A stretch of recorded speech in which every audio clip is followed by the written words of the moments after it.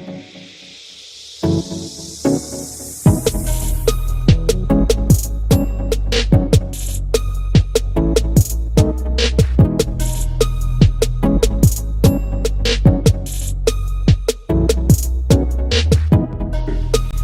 here. Welcome to Agape Voice Pillow Talks. So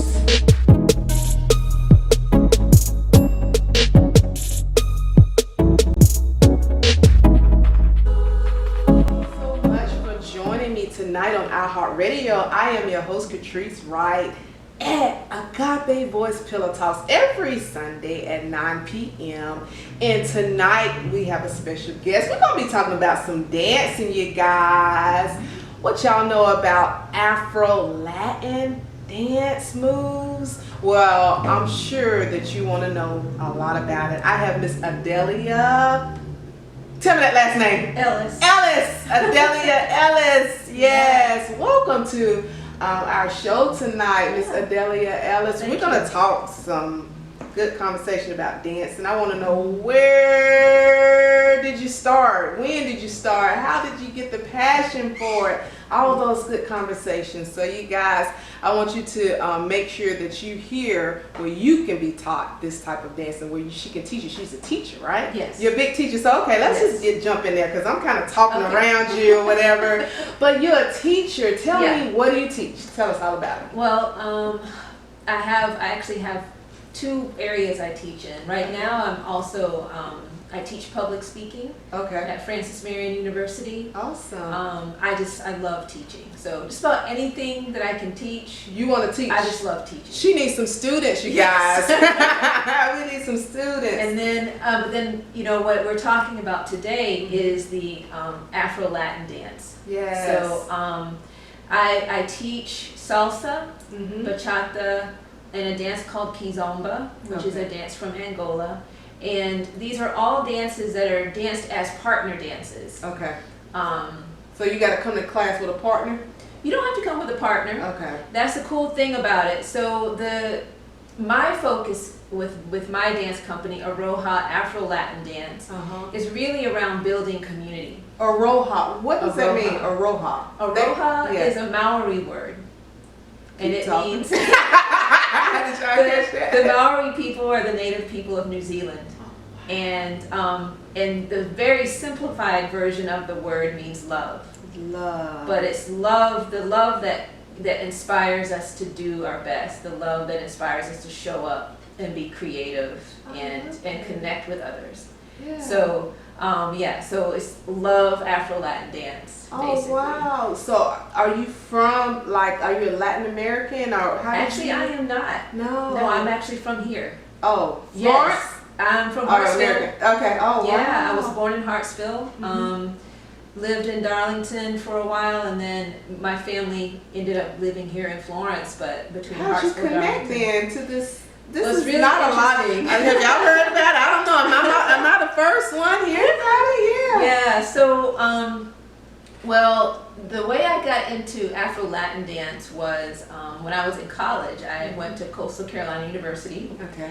And I would say my sophomore year at Coastal Carolina, my best friend married a gentleman from Puerto Rico. Okay. Who also had family in Mexico. And we would just go over to their house and just dance in their living room. Wow, so you always had this love for dance. So I've always had a love for dance ever since I was really, really little.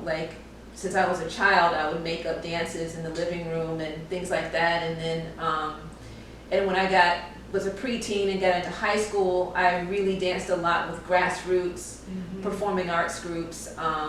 That really directed its energy using dance to address issues around racism and address issues around the equality of men and women and things like that. What a way to express that, even as you're talking about that, to be on a big stage, dancing, it's a way of expressing and telling a story. Yes.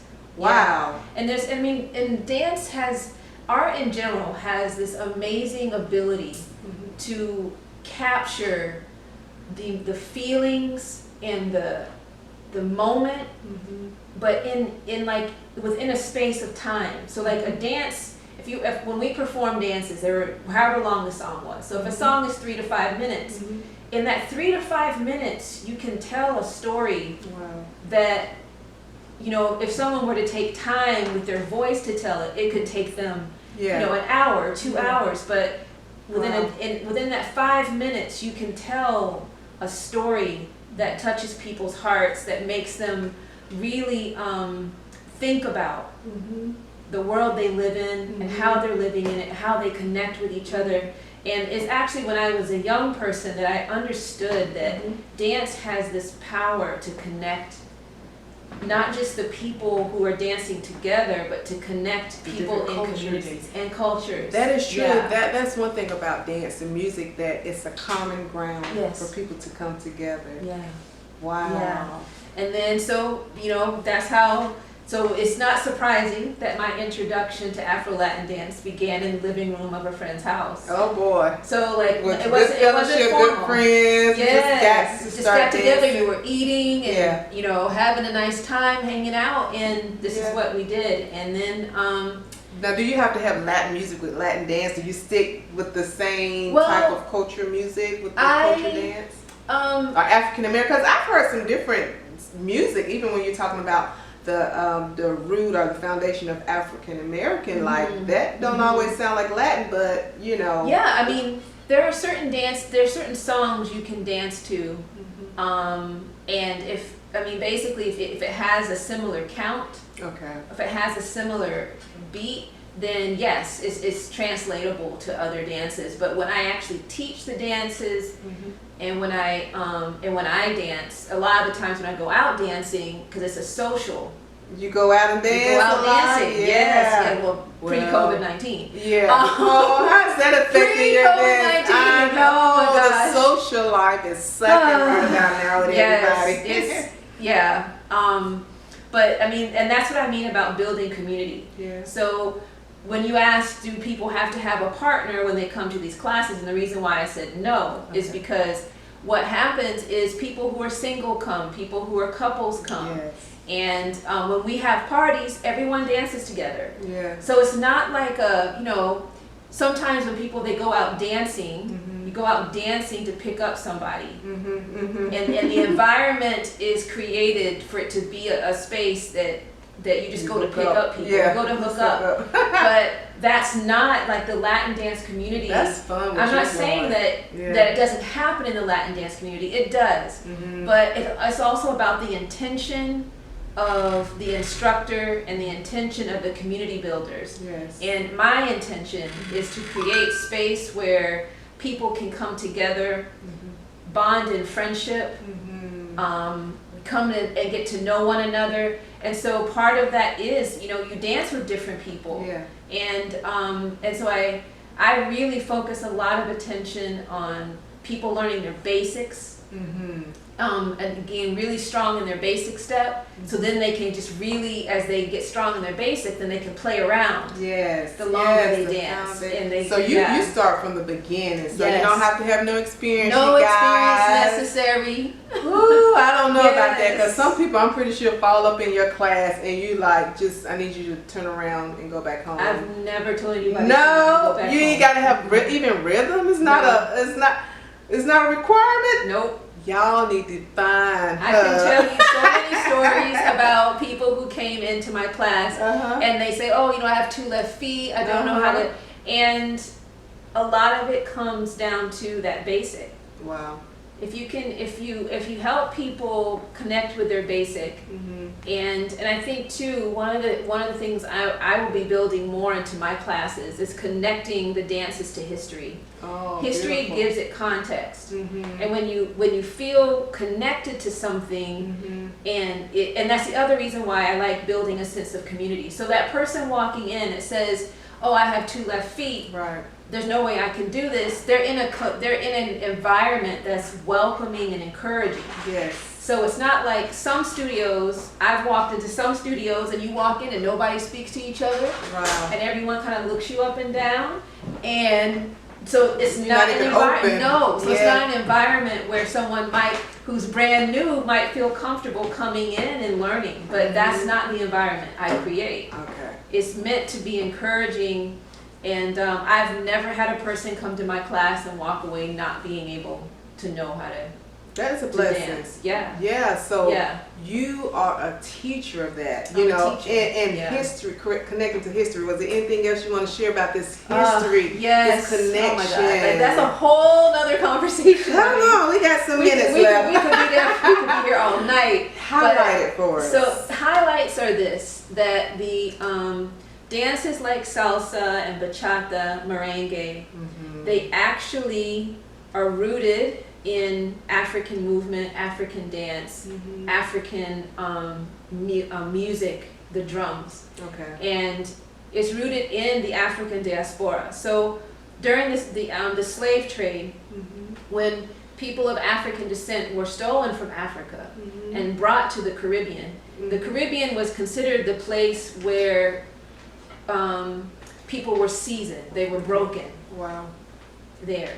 And so it was really harsh conditions in the Caribbean. And then from there, they would bring descendants of those enslaved Africans, they would bring them to the coast of, Charleston. They bring them to South Carolina. Yeah. So the stop-off point was first the Caribbean. And so what happened in that process is, of course, Europeans were not the first people to show up. Right. And what we know today as Cuba, and what we know today as Puerto Rico, and what we know today as the Dominican Republic and Haiti.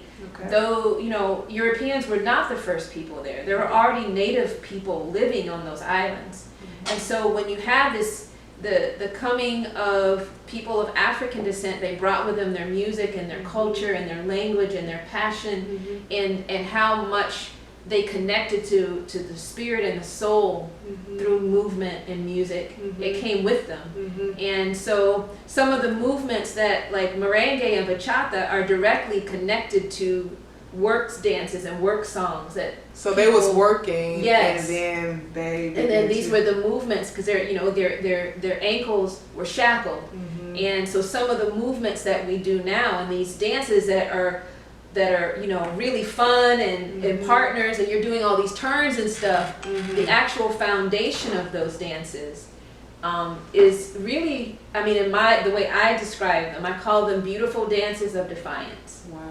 So what we have today is salsa is really a combination of rumba, of cha-cha, of a dance called wawanko. It's a dance that is done in Cuba. Wow. But when you really look at the roots of these dances and you kind of take away, they've been whitewashed. Okay. So that was intentional. Okay. That people think that these dances were somehow European in origin. That was intentional. Oh wow. Oh, so when you study the history, you find out that they didn't want the African aspect in the Afro-Latin dance community where people of color are reclaiming this. Come on, people. It's amazing. Get it back. Get your dance back. Can we get our dance back? There's please? A whole group on Facebook called The Black of the Berry. Oh, wow. Oh, the sweet of the juice.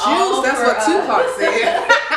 and it's people of African descent who are Afro-Latin dancers and DJs and performers and instructors. Wow.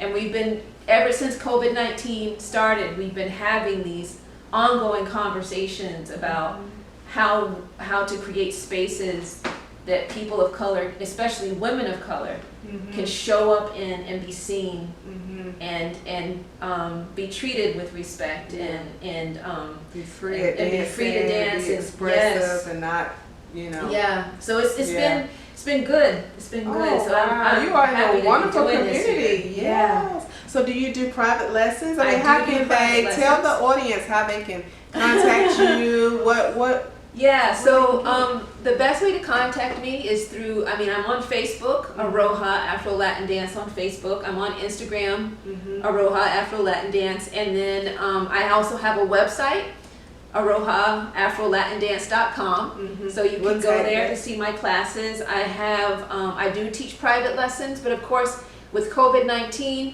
I do have, I have protocols, and so that people stay, we all stay healthy. But I'm really excited. What you excited about? Because y'all contacted me at a crazy time.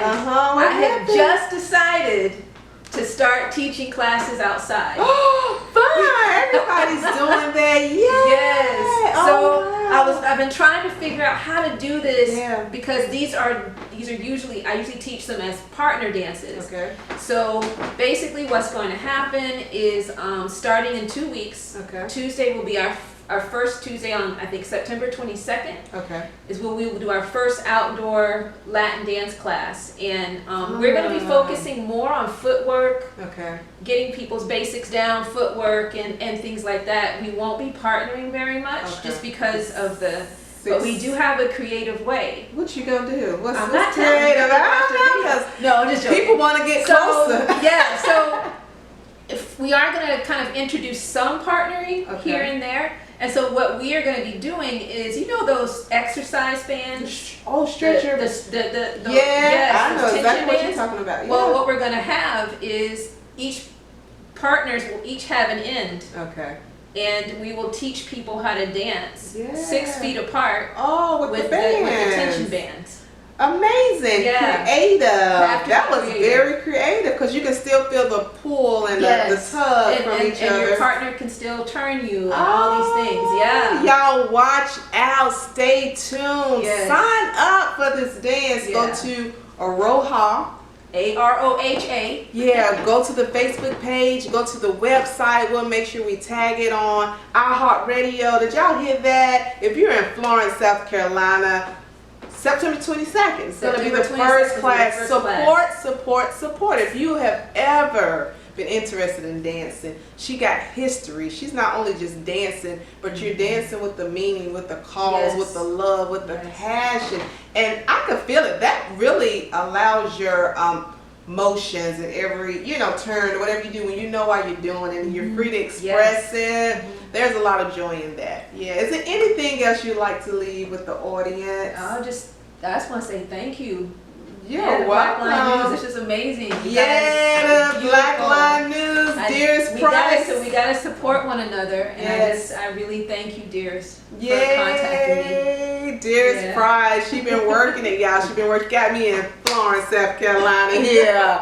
But we thank you all for joining us here on iHeartRadio tonight. Make sure that you go to that website. Say it one more time. Aroha AfroLatinDance.com. All right, yeah, make sure you get a good look at what she's teaching, what she's doing, any updates, support, and dance. Let's get some motion. I know COVID-19 has been depressing for so many, but God has given people creative ways to get back out there and do what they're called to do, their passion. Thank you so much for joining us tonight on Our